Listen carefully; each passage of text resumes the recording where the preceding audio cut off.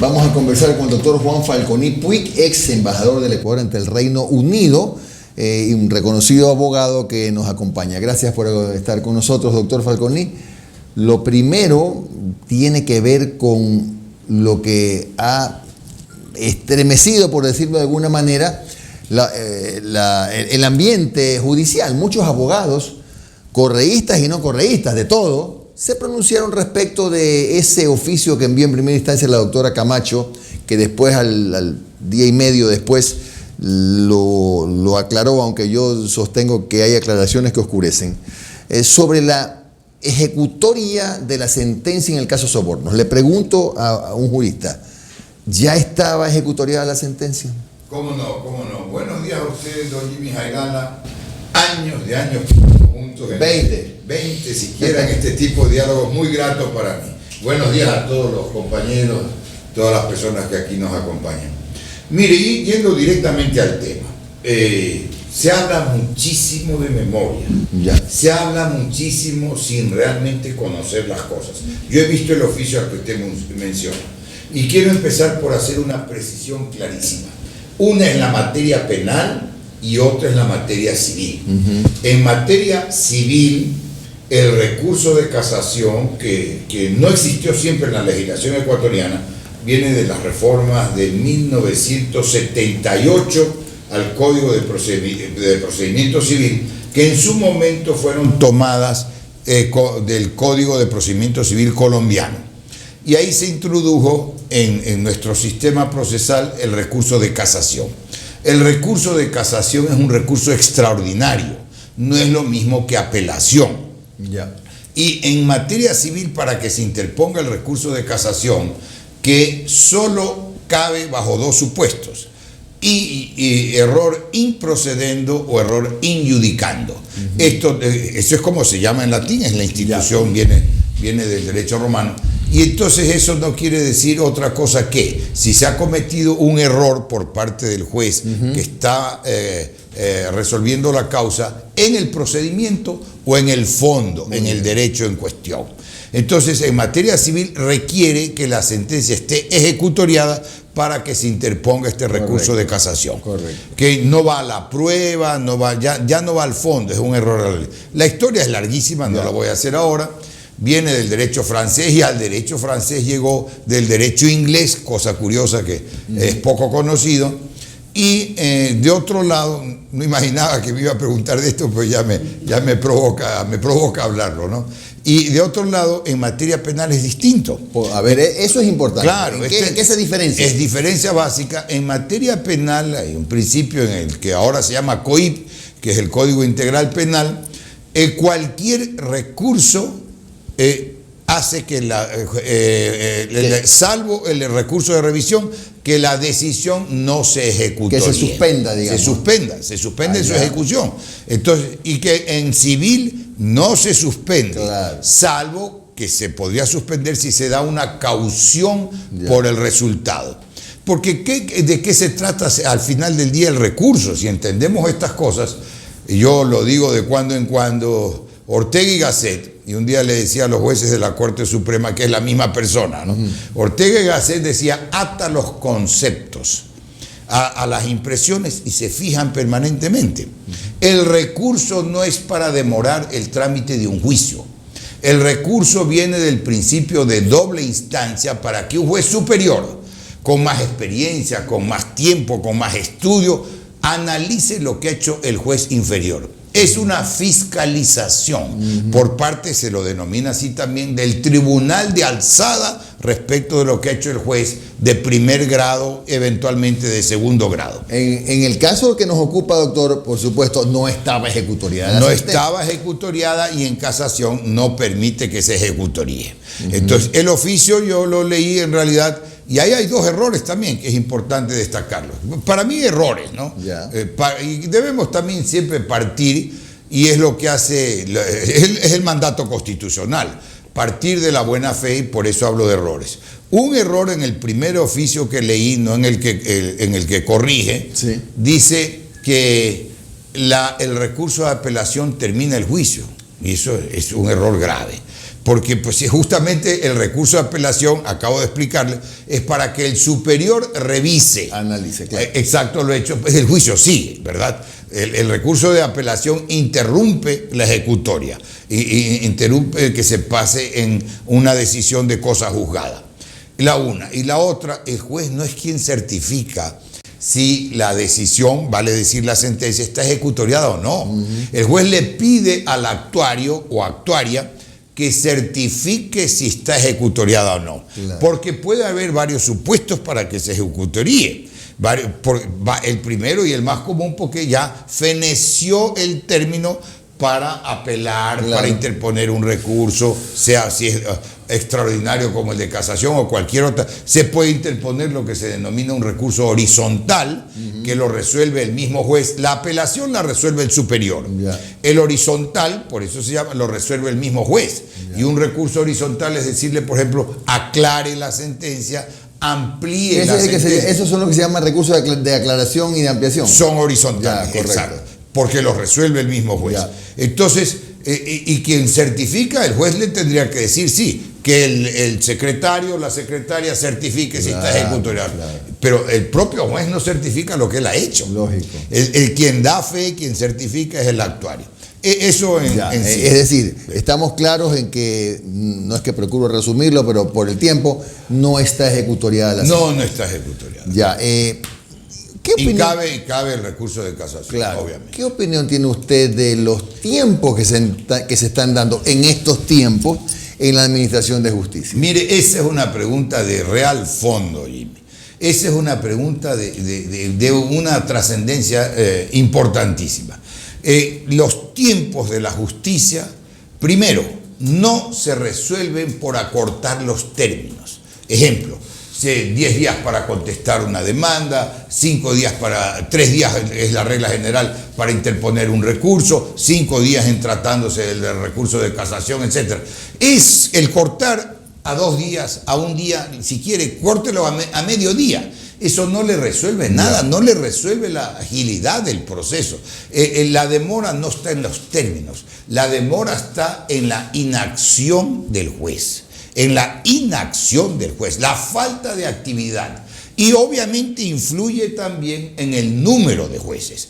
Ha fallecido un gran maestro colombiano, David Echandía, que decía que la función judicial es la cenicienta de los presupuestos del Estado.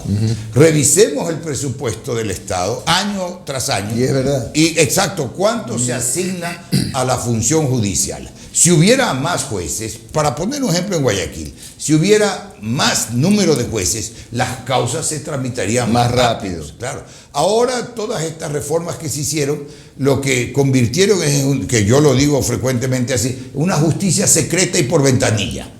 Ya no se puede hablar con los jueces, son inaccesibles. Si no es audiencia, uno no le ve ni la cara a los jueces, no hay a quién reclamar.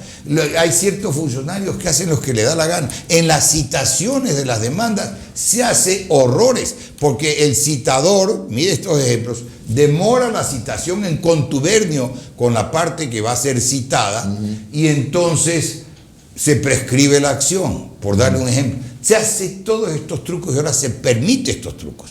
Entonces, una cosa es que los términos se acorten, con lo cual generalmente se angustia la defensa, y otra cosa es que los juicios puedan ser resueltos más ágiles.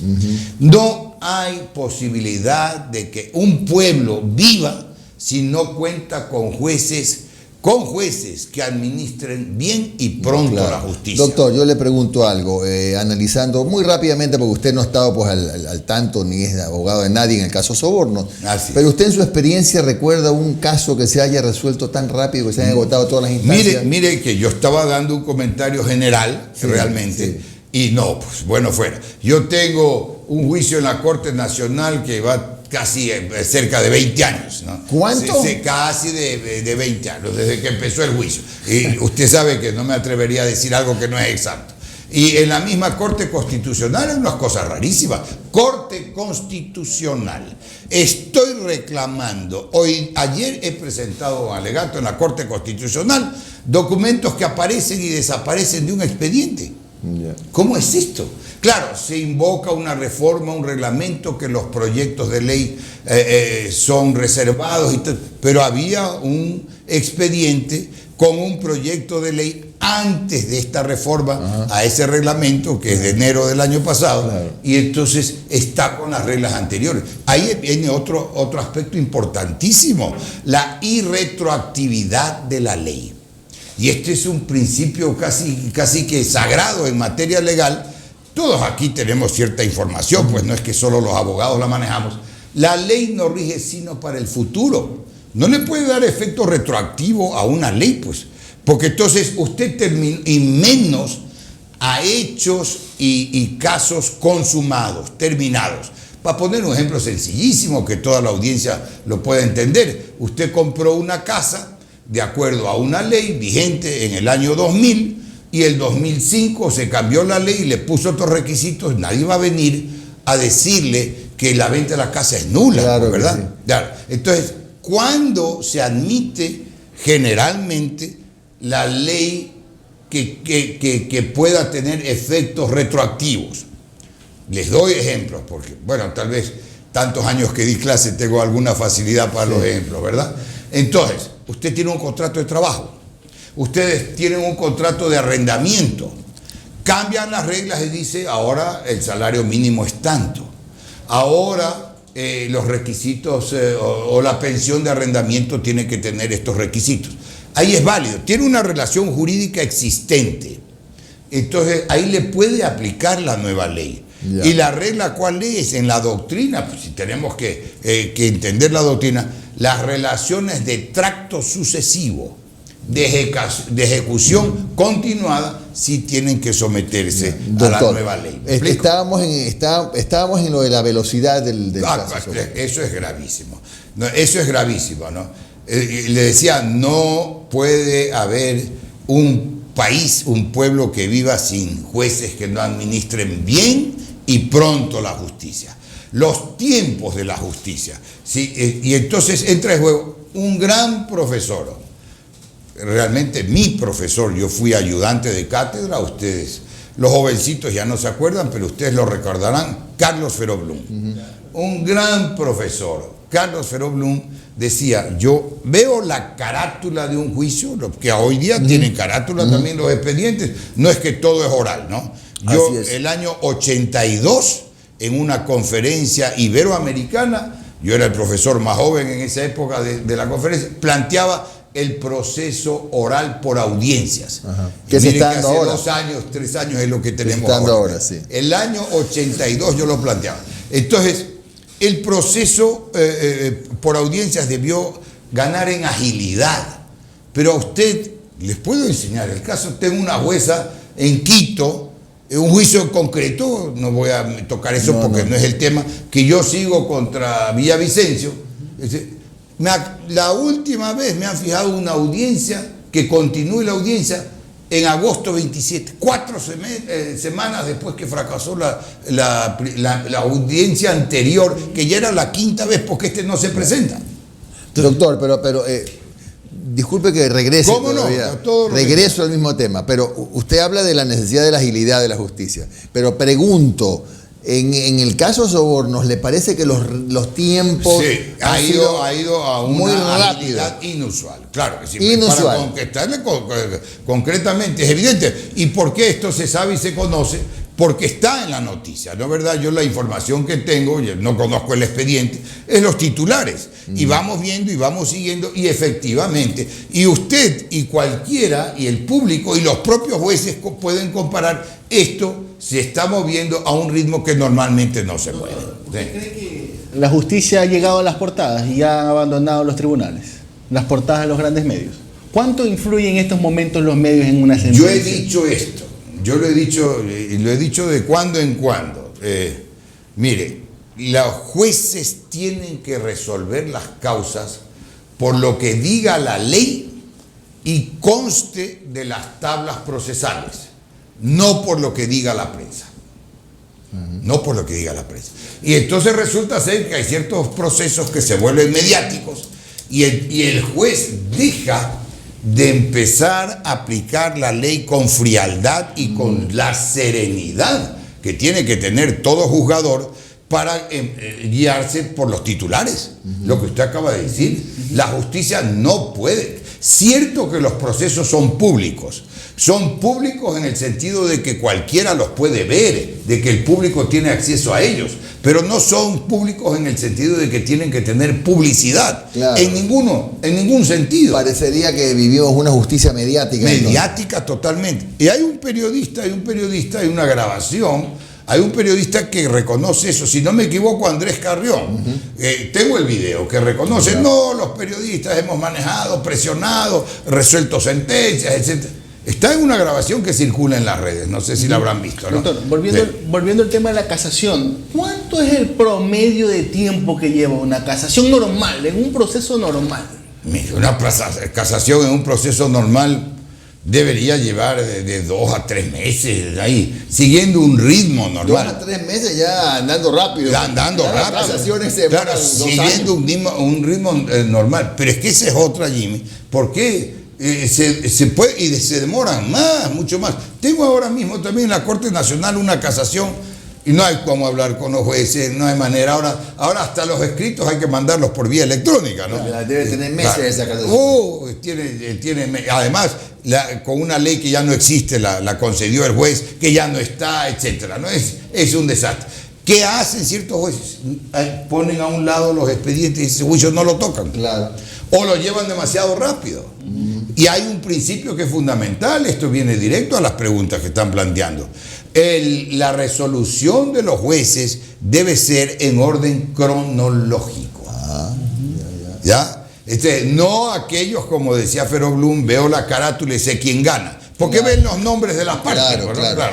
No se da esto del orden cronológico, ¿verdad? No se da para nada, no se da. Y debería darse. Que van más arriba, otras más abajo. Claro, ¿y por qué? Pues si llegó una demanda antes que otra, tiene que resolverse la primera. Y eso pasa particularmente en los recursos. Claro, y por supuesto también en el recurso de casación. Y esto que usted manifiesta, que es muy interesante, ¿está en alguna ley establecido que se lleve el orden cronológico? Está, por supuesto. ¿Sobre la base de qué a veces los jueces no respetan el orden cronológico? Porque simplemente no lo respetan. Es que ahí viene otro aspecto que es importante. Hay otro aspecto que es realmente importante. La justicia está administrada. Yo no estoy muy de acuerdo con la palabra, con la acepción administración, porque los jueces no son administradores. Pero la justicia obviamente se hace por los juzgadores. ¿Verdad? Administradores tiene más una connotación de un aspecto empresarial o de que un juez es un cajero que administra el cajón, una cosa así, ¿no? Entonces yo prefiero de hacer justicia, declarar el derecho, ¿verdad? Entonces, el declarar el derecho o el hacer justicia parte de lo justo, y ahí tocamos varios principios, inclusive constitucionales, porque tiene un principio usted del acceso a la justicia. El acceso a la justicia es para todos. Para todos por igual. La Constitución nos ampara a todos por igual, ¿verdad? Y tiene la tutela judicial efectiva. Pero ¿por qué este señor tiene el acceso y la tutela judicial efectiva mucho más rápido que el otro señor de acá? Cuando hay varios aforismos y dichos, ¿no? Justicia que tarda no es justicia, etcétera, ¿verdad? Y el otro dice, pues... El que tiene padrino se bautiza. Exacto. Entonces... Esto cuando se creó el Consejo de la Judicatura, que en otros lugares se llama Consejo de la Magistratura, era para que los jueces tengan un control también, pues, ¿no? Porque los jueces entre ellos no se sancionan generalmente, no obstante que hay el juicio de prevaricato. En la Corte Constitucional, por ejemplo, declararon por resolución y violando un principio constitucional, pues porque la Constitución parte del principio de la igualdad.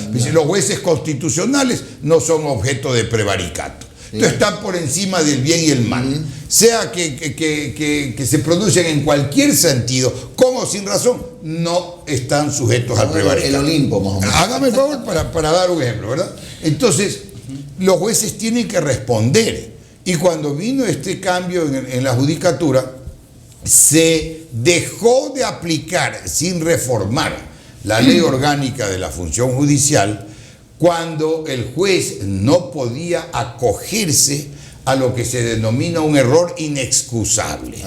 El juez no puede, como dice por ahí un fulano, yo no lo sabía. No, el juez tiene que saberlo. ¿Sí me explico? El juez tiene que saberlo. Y si no, no sea juez. Doctor, permítame dos preguntas que a lo mejor nos separan. Pero oiga, ustedes perdón, déjenme hacer una propaganda que me tienen disfrutando con estos temas. Oiga, doctor, dos consultas. Usted fue embajador en Reino Unido. Todo lo que pasó en este gobierno ya con Julian Assange, ¿cómo lo evalúa? El tema de cómo fue sacado, las cámaras, la policía de Reino Unido en la puerta de nuestra embajada, arrastrándolo. ¿Usted cree que se cumplieron el debido proceso? ¿Usted, que en su momento tuvo interacción con el propio Julian Assange? Claro, claro que sí. Mire, el tema no es que lo quiero evadir ni mucho menos, le voy a dar un par de comentarios generales. Claro. Pero el tema es mucho más amplio, mucho más complejo. Para llevarlo a ese solo hecho, ¿verdad? Obviamente, usted acaba de mencionar algo que es importantísimo también, que es el debido proceso. Y en el debido proceso están las etapas procesales y los tiempos de los procesos, ¿verdad? Que se cumplen a veces, van expeditos, o no se cumplen cuando lleva 20 años y ya las partes abandonan todo, ¿no? En ese caso, primero que hay que distinguir, y hay varios conceptos y veo opiniones y leo disparates. El local, oficina o residencia del embajador en el exterior no es territorio ecuatoriano. A ver, Vea eso. He oído a un periodista que eso fue una invasión. No es territorio ecuatoriano. No es territorio ecuatoriano. Entonces querría decir que aquí Ecuador creo que tiene relaciones diplomáticas con 180 países más o menos. Sí. Querría decir que tenemos 180 territorios extranjeros ahora, incrustados en la capital. Hablando de fácil, ¿qué es? No, lo explico inmediatamente. No. Primero, no es territorio ecuatoriano. Segundo, lo que ocurre es que está sujeto a las reglas de la Convención de Viena sobre las relaciones diplomáticas y las instalaciones diplomáticas. De la que dice que la oficina de la embajada, la residencia del embajador y hasta el vehículo del embajador gozan de inmunidad diplomática. ¿De acuerdo? Entonces, no pueden entrar y no podía, y alguna vez la policía inglesa me pidió autorización para ingresar a la embajada, que no la di.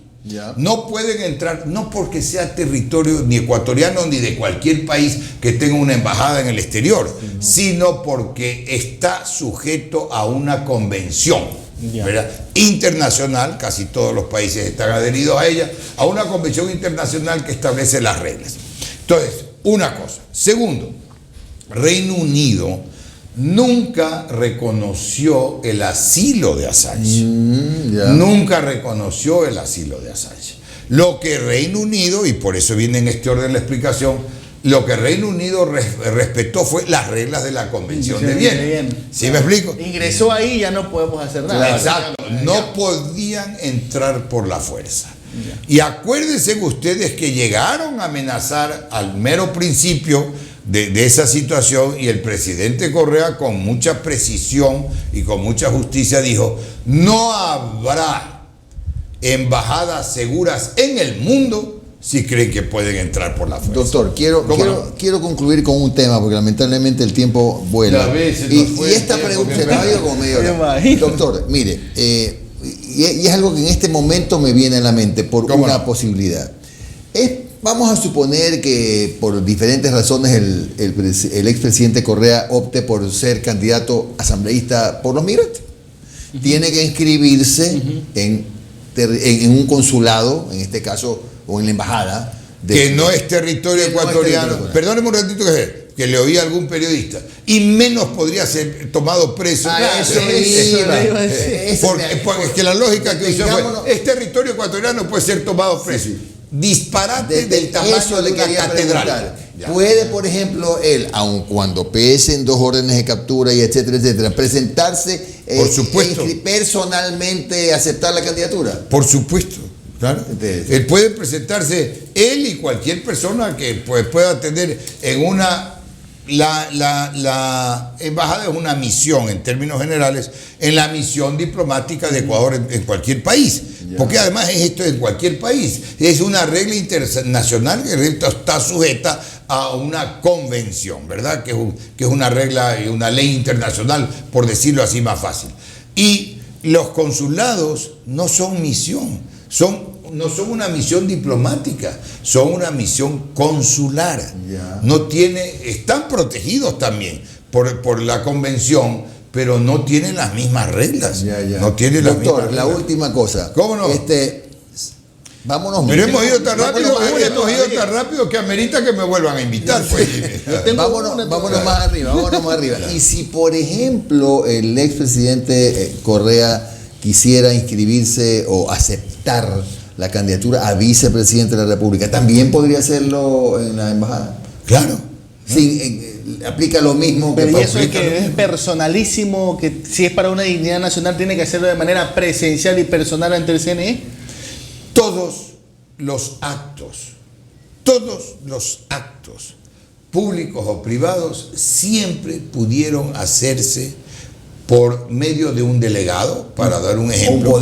Un poder, claro, mire, ¿no? O sea, hay gente, pues, desde lo más íntimo y cercano, o sea, por poder se casa, se divorcia. y otros dicen que por no poder se divorcian, ¿verdad? Entonces, y de ahí a infinidad de actos, ¿verdad? Pero, y hoy por hoy, todo esto cambió tanto porque ahora es telemático todo, ¿no es cierto? Entonces no debería tener ninguna restricción en ese sentido. La última. ¿Qué le parece esto del sigilo de la venta de Banco del Pacífico? ¿Es legal? Primero que nada, ¿es legal? ¿Cómo va a ser legal? Pues, ¿cómo va a ser legal? Una cosa es el sigilo bancario, porque somos campeones para confundir los conceptos, ¿no?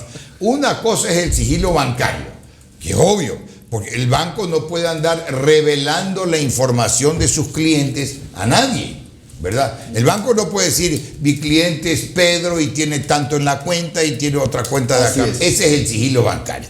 Sin embargo, si un juez le pide la información al banco, el banco tiene que darla, pero igual no la da al público, la da al juez para un proceso. Pero en tratándose de la cosa pública, de los bienes públicos, no solo que esto no tendría y no le veo la base legal para que pueda pretenderse manejar eso de forma confidencial, no hace diferencia en realidad por 15, 5 o 20 o años o meses, ¿verdad?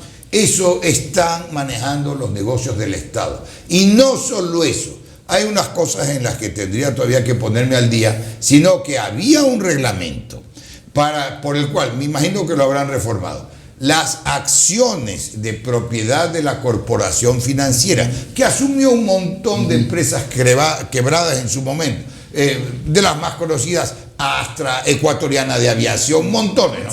Tenían que necesariamente negociarse en la bolsa.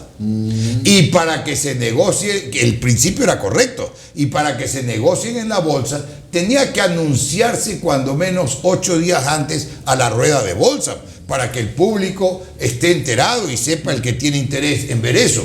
Pero de ahí a manejar, tal vez una parte previa, pero a manejar, eso tendría que ser una transacción con bienes del Estado, pero abierta, pública, transparente, a la luz del día. Gracias, doctor Juan Falconi. Habrá otra charla sin duda sobre temas jurídicos. Tenga usted un excelente día, doctor. Muchas gracias por la invitación.